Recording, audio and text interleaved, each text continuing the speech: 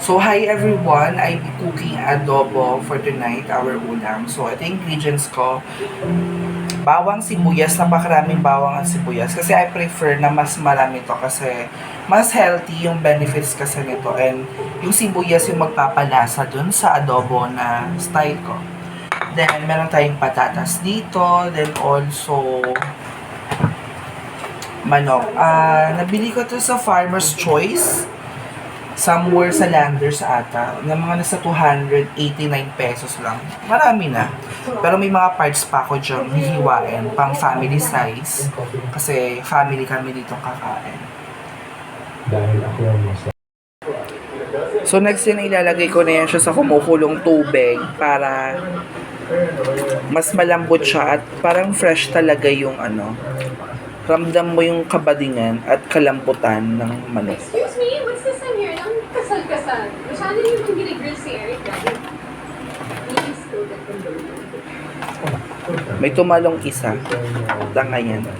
Ay! Shit, akala ko kung ano. Pero carry lang, laban lang. Laban lang sa buhay. Pakuluan ang manok within 10 minutes. 10 to 15 minutes. Para ramdam mo ang kalambutan nito. Ayan, nilagay ko na yung patatas para malambot siya at kahit papaano igisa ko siya, okay na siya.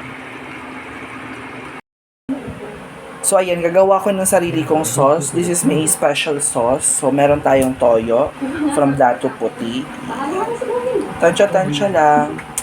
Tapos Mamasitas oyster sauce. Tansya-tansya lang din. Then meron tayong ditong asukal. Yan, tansya-tansya lang din yan. Pero, syempre, yung lasa niyan mamaya, tatansyahin lang din natin. So, yung susote ko mamaya. Pag nagisa ko na yung adobo, lalagay ko yan.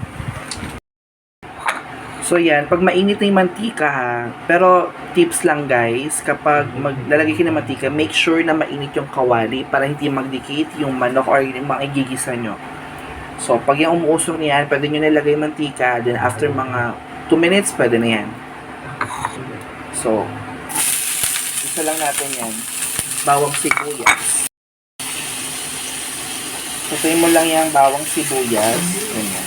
Grabe yung amoy, di ba? Pag damoy kasi na bawang at sibuyas, damoy yung health benefits na to. And yun yung pagpapalasa ng adobo. Pag masakit siya sa mata.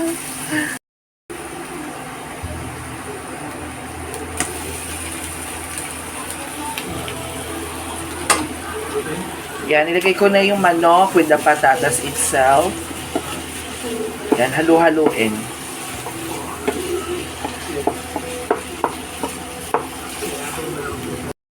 Siyempre di mawawala ang paminta.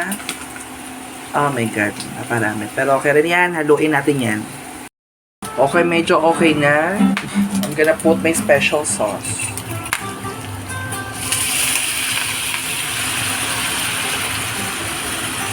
Then, we're gonna put some water there. Next, I'm gonna put my calamansi. Bet ko may calamansi. Wala lang, special sauce. So, yan. Done na yung adobo. May ulam na kami for tonight. So, you can see, medyo malapot siya. Kasi nilagyan ko siya ng special sauce ko with sugar. Para balance lang yung tamis at langhang ng flavor ng adobo. Kain!